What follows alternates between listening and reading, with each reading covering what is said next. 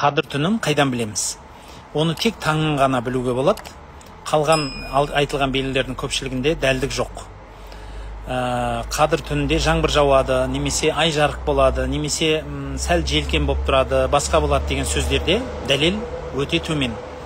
Сондықтан нақты айтатыным ертеңіне білуге болады. Сол үшін қазірден өткізіп алыңыз. Сонан соң қадір түні соңғы 10 күндікте деген сөз біздің мазхабымызда жоқ. Соңғы 10 күндікте деген ол Шафи мазхабы, имам Ахмад мазхабы, Малики мазхабының бір сөзінде айтылады. Біздің Абу Ханифада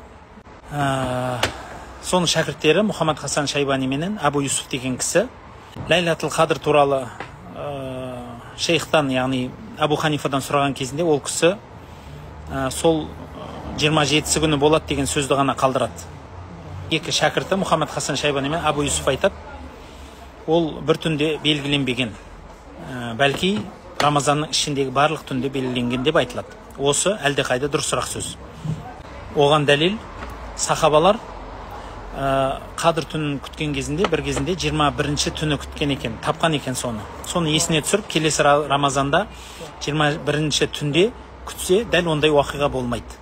Ертеңіне таң күн шыққан кезінде шуақсыз болып шықпайды. Бәлки 27-сіне сондай болады.